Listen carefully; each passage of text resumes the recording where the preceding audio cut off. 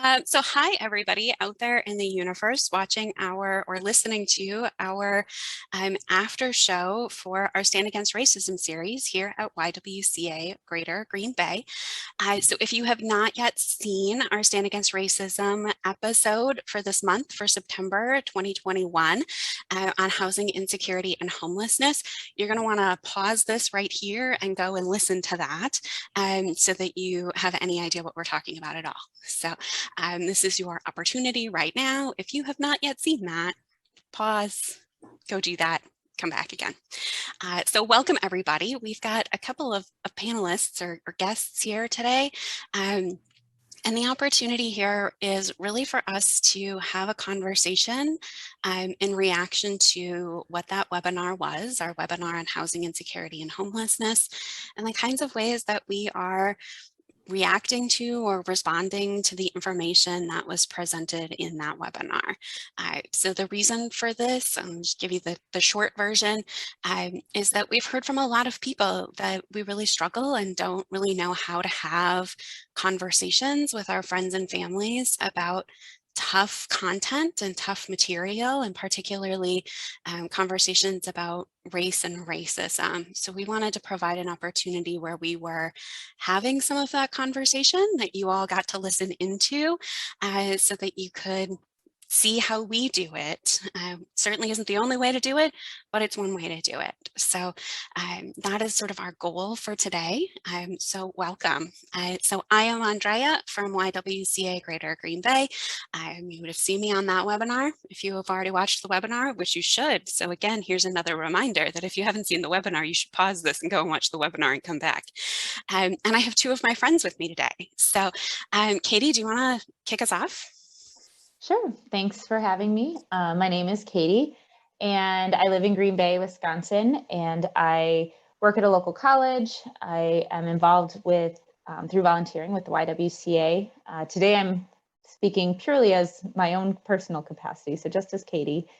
But I would say, like I said, I grew up in Green Bay. I studied in larger cities, Chicago and Milwaukee, and I currently, for the purposes of this conversation, just to kind of ground my housing, I always had access to housing growing up. My parents live in Green Bay, and we always had stable housing. They live in the second house that they ever bought in Green Bay, and I currently am a homeowner. I am a single person, so I'm the only one that actually pays for this home. But prior to that, I rented and through one of my jobs was provided some housing as well. So yeah, and I've owned my own home for about a year and a half or so. So yeah, that's me. Thanks. Welcome aboard. So Kristin, welcome to the show. Hi, thank you for having me. My name is Kristin. I do not live in the Greater Green Bay area. I live in central Wisconsin.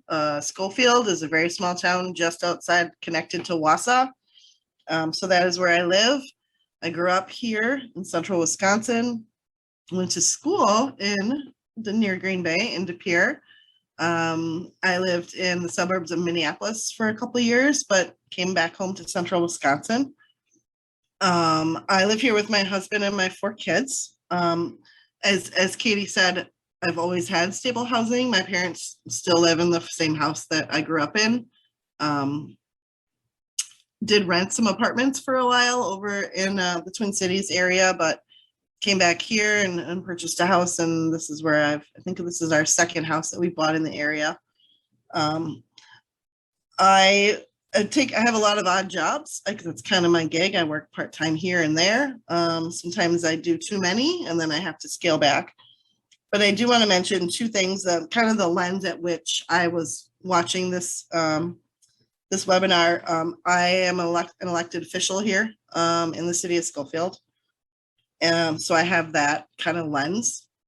And also in my prior life, which is generally before I had kids, I worked with folks who have barriers to employment, whether that be a disability, whether that be a mental health issue. So my job was to help them find employment. And as we all know, employment and housing are very much related. So those are the two lenses that I kind of had watching this. So that's kind of what my reactions are on those two things. Thank you. So again, I'm Andrea. I work at the YW. I'm coming to this from a place of always having stable housing. My parents moved into the house that they live in right now when I was like 4 or 5, like before I started school, and they still live there. And I know that I could always go back there if I really needed to. I would really prefer not to do that. Mom, I'm sure you're watching this, and I think you would agree with me that that would probably not be a great idea, but it's something that could happen if it needed to. I am a renter. I still rent an apartment. I have not purchased a home in the past. And then, so that's a little bit of me and kind of where I'm coming from on this. And then all three of us, and really kind of where this is directed as well. So YWCA, to be kind of upfront about this, this really is intended for women audiences, and all three of us are women. Men, you're certainly welcome to continue listening to this. If you're out there listening already, you don't have to turn it off, but I'm really more focused towards women. And we are all white women in kind of that like 35 to 45 range. So if that gives you some reference out there for those of you watching and not able to see us, kind of who we are. We're a pretty specific demographic here in the conversation today. So this is a little bit more kind of free form than we've been in the past with our other kind of stuff. But the first thing we wanted to talk about was what were some of the things in the webinar, some of the statements or stories in the webinar that made you kind of wonder or question or sort of say like, oh, I've never thought about that thing before. I had no idea that was a thing. Do you have some of those or one of those things that came out of the webinar this week? Oh, isn't that a question? I saw, as I was thinking about it, I rewatched the webinar today again, and something that just really keeps coming back to me is the data and the disparity between homelessness, poverty, and what those differences look like broken out by race. Right, and how they don't track. They don't track, and they don't. You would think that, and this point was made by the panelists too, right? That you would think if things were tracking, data was tracking, that individuals who were on the poverty line would then also be more likely to be homeless or be housing insecure, right? But that's not true when you break it out by race. And I can't help but wonder about that. But then I also, something that really interests me in kind of an area of study is I would love to even see that data broken up into gender identity, sexual identity, looking at our queer populations, because I also know that, and I don't know a ton of information, but I do know that especially young individuals who are part of the queer population face homelessness at higher rates, particularly because when you're younger, you're typically depending on your housing security from your family of origin. And there can be, when an individual comes out, there can be that rejection. So those intersections were what was really fascinating to me, and what I've been thinking about and pondering since yesterday, and then also since I rewatched it today.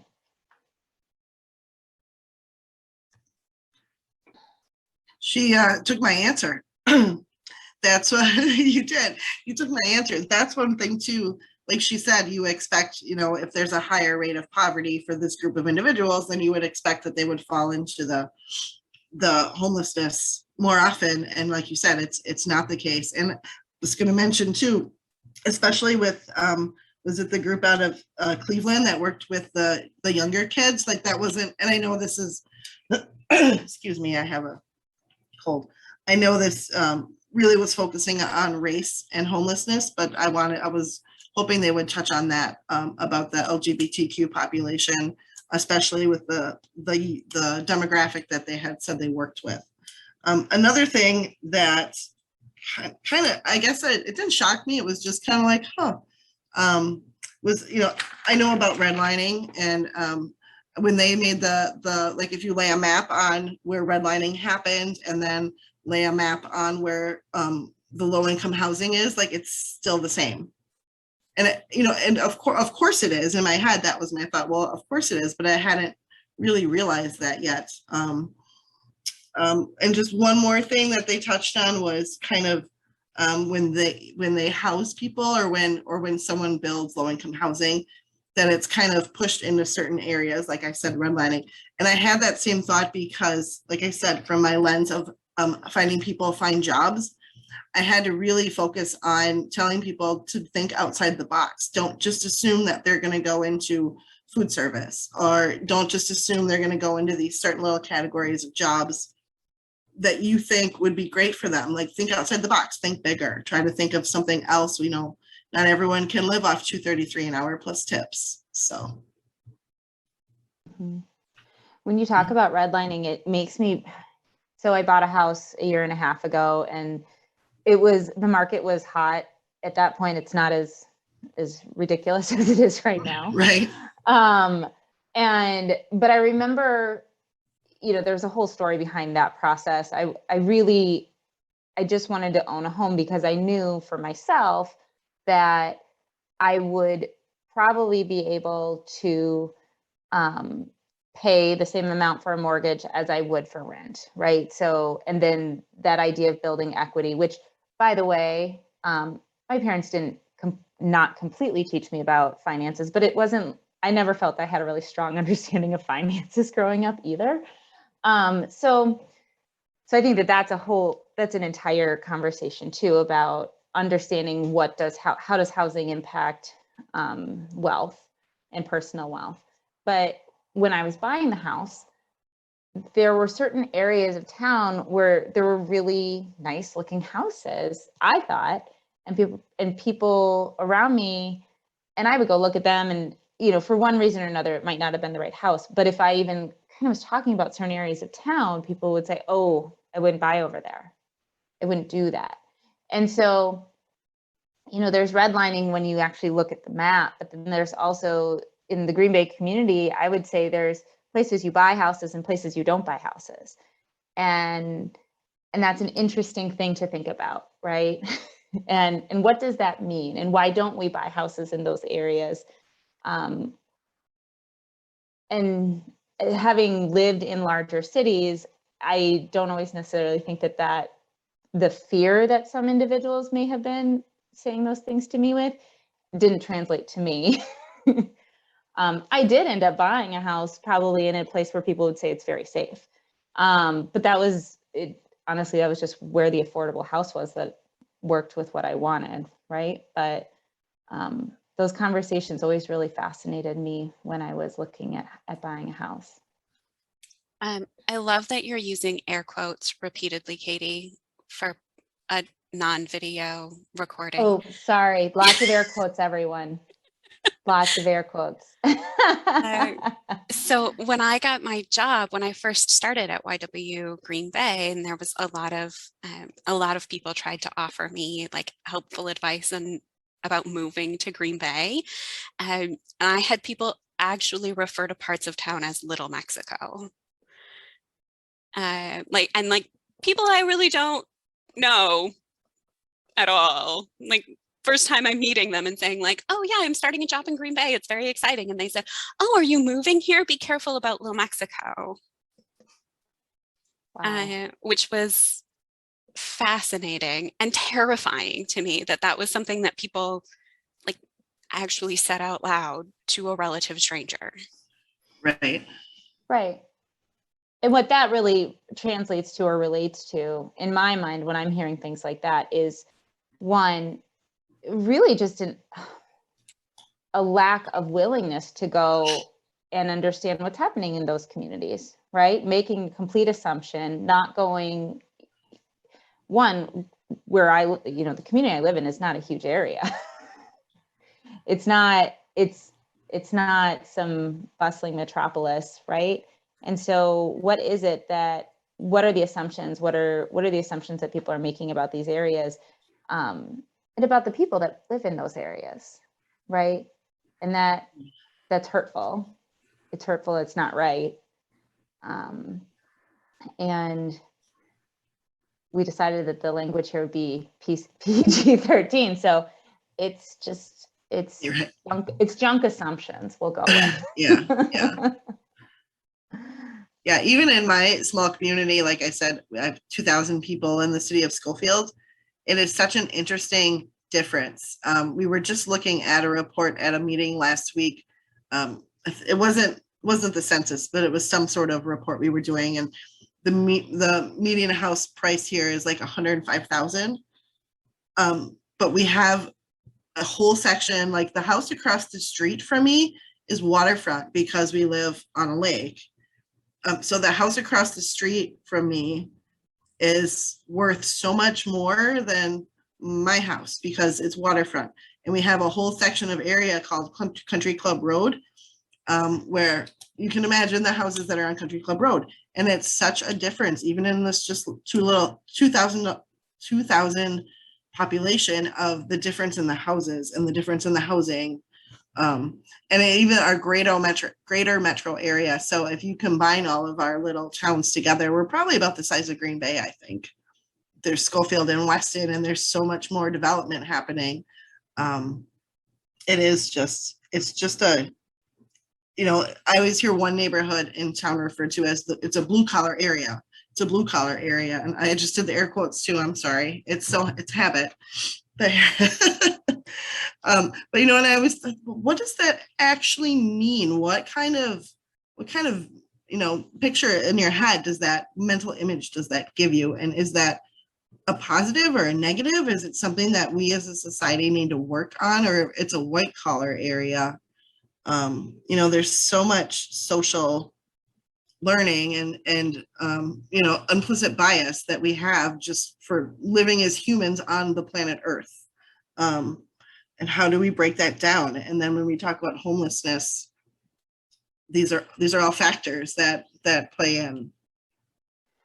Right, exactly. And I was going to say, bringing that back to homelessness, all of this matters because it impacts housing costs, impacts the services and utilities that are brought to those areas. And so do you create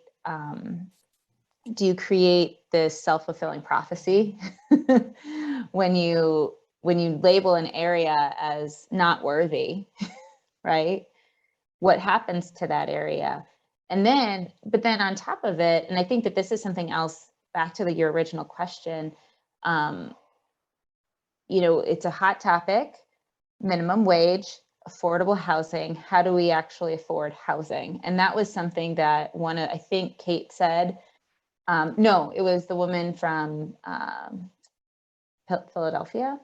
She talked about how their minimum wage is, I think, $7.55, and their housing is like $1,100. And so anyway, we, thinking about what does that mean? What does that mean? And so then thinking about what does that mean here in our communities? And so that was something that really kind of started me to think, I need to look into that a little bit more. What is the average cost of housing? I know there are groups in town that are looking at this. What is the average cost of housing? How do people afford that? I'm really intrigued to look more into that data personally. That was something that I started looking at when I got my job in Green Bay, and I'm on the leadership team at a large nonprofit organization.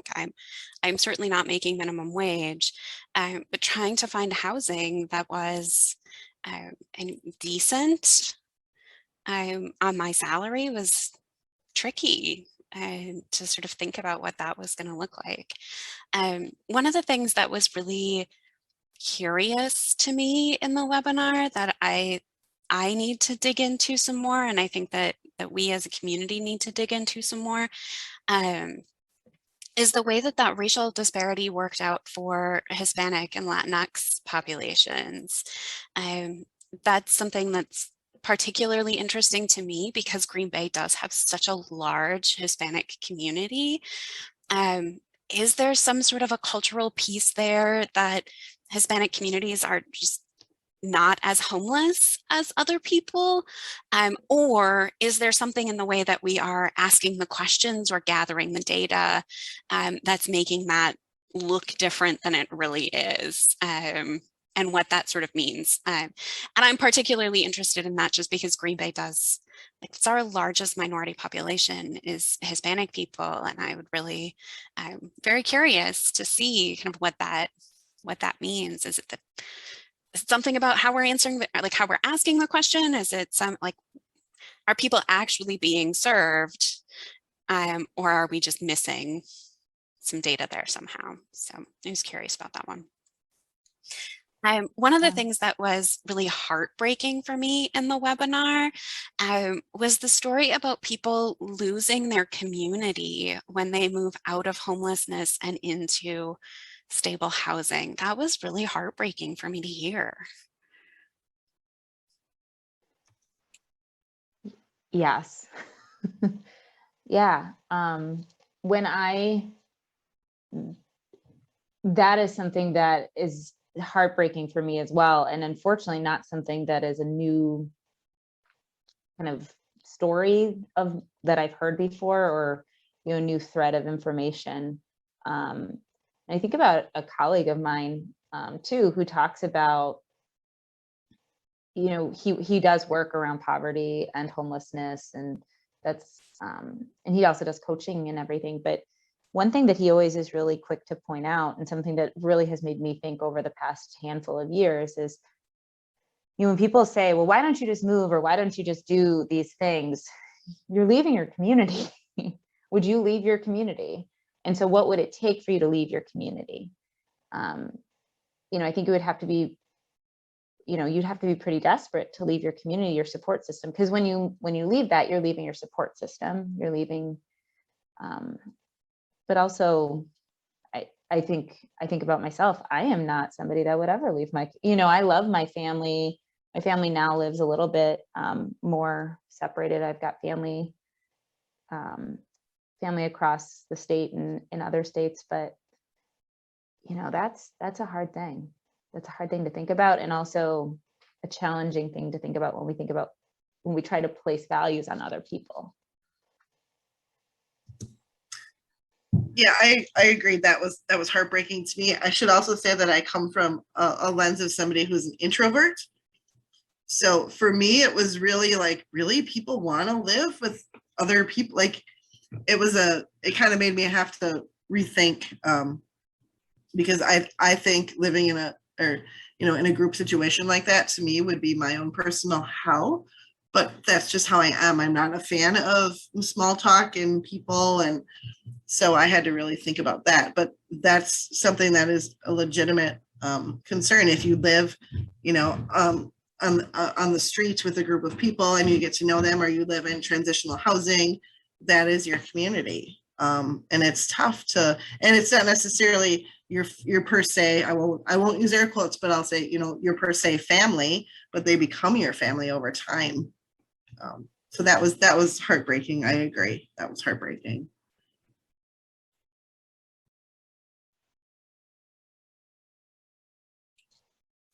I think one thing that I caught myself being really challenged by over the course of the webinar was to really be able to sort of like take myself out of my own like spot. So I am a very introverted person. So the idea of not having my own space is terrifying to me. Like, that is not going to go over well. So hearing people talk about, having all of their people, and like they get an apartment and then they invite all of their people over, and I'm like, oh no, stay out of my apartment. No. And then having to take that minute of like, okay, let's like hang on a second here. Let's take me out of the equation and like actually trust what people are saying about themselves, instead of overlaying my own stuff onto like on top of what they're saying in the way that I'm interpreting the sort of that emotional or needs piece that people have that like can be different than what I need, and that that's okay, and that that's a valid thing to do, and that I don't have to think that they're nuts just because I would do that way. Does that make sense at all?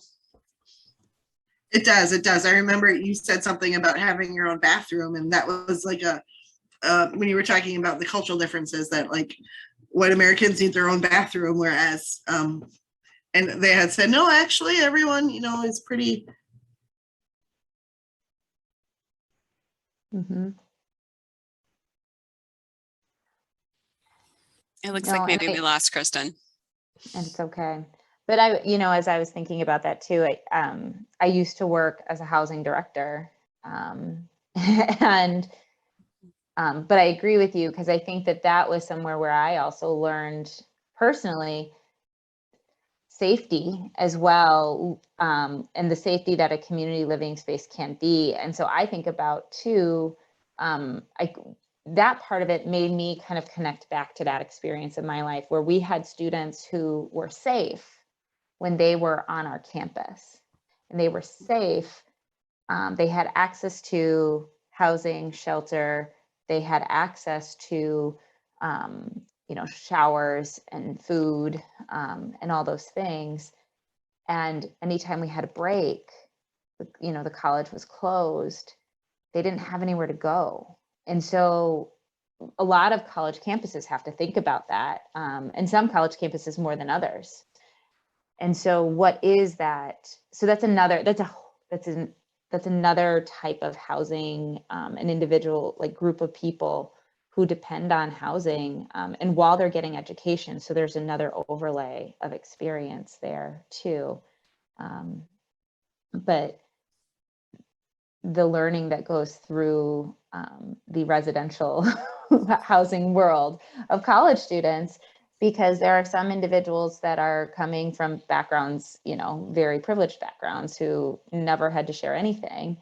And now so it's just something to think about too, as I was making those connections and what you were saying too. And I also have that housing background of being a hall director, and I kept thinking about like how many roommate conflicts I had, and I was like, do they have roommate conflicts in shelters? Like, I bet they do. And Mm-hmm. how do you like manage that? And that's kind of the like added layer of stress. And they mentioned this on the panel about that constant kind of fight or flight place, to be in that sort of constant place of stress, and then also put roommate conflict on top of it, like what that looks like, was sort of going through my brain, because that's one of the lenses that I certainly bring with me when I'm anytime that I'm sort of taking in new content. So yeah, I'm wondering, and I can't remember exactly if they dove into this, but when we talk about shelters and how wonderful shelters are, right? But then also there's some structure, and sometimes that is not, that doesn't always work for everyone, right? Those structures. And some of it is they close their doors at, there's a curfew and you have to be in your house at a certain point, or in your, in the shelter by a certain point, or things of that matter. And so I think about the accessibility of resources as well. And that's why, they were talking about couch surfing. And that's what breaks my heart often, is when you really think about the instability of what would it be like to couch surf, to not necessarily know where you're sleeping. You wake up in the morning and you're on your friend's couch, but you're not sure where you're going to end up in 16 hours, right? And so I think that is something that I don't know. I don't understand. I've never had to experience that. And the decisions that would go into, what the decisions you'd have to make while you're experiencing that. I'm actually really glad that you brought up shelters, because that's going to be the real topic for our October Stand Against Racism webinar. Really digging into the shelter model, particularly after violence, and that piece of the shelter model. And thinking about some of those cultural considerations in that, as our shelters here in Green Bay really see more and more different kinds of, particularly women, coming through the doors at their shelters, and how do we make space for Hmong women and Hispanic women and Somali women in that shelter environment, instead of really just trying to get them to, like follow the rules that have always been there, that are very much white people rules, right? Mm-hmm. Mm-hmm. Well, Yeah. any other thoughts before we close this one out?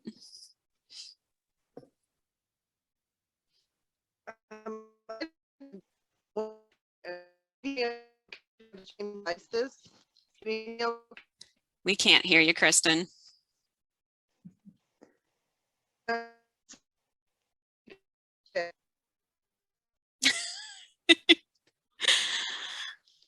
Sorry about that, Kristin. Yeah. No, I mean, I appreciate. Yeah. Yeah. So I don't have any, obviously there's no answering everything right now. Right. But I appreciate having time to process through this and, being transparent, right? None of us have all the answers. These are very big topics and we all have different reactions. So I hope for those people that are listening, maybe something is helpful. And that's, I think, why we're doing this, right? Having these conversations to say, this is not something, these are not easy topics, but I think they're worthy topics. I think these are worthy topics to talk about, to think about as we look at what we want our community to reflect. So I appreciate you putting this all together. So thank you. I really appreciated Christy at sort of the end of the webinar talked about, like, we don't have all of the answers. We don't know all of the answers. We're not going to figure out all of the answers today, but we just keep trying stuff and seeing how it goes and keep moving forward and learning and trying to do better tomorrow and trying to do better in the next iteration of the program and trying to do better with the next kid that comes through our door. And that's all we really can do. And I think that that's such an important thing for all of us to remember, of like, we don't have all the answers, like all of the answers don't exist, but how do we just keep moving forward? Yeah. All right. Well, Katie, Kristin, thanks so much for being here today. Super much appreciate you. And all of you out there in the universe, thank you for listening in. If you've got questions, please feel free to drop them in the comments and we'll try and have some conversation there as well. And until next time, see y'all later. Bye.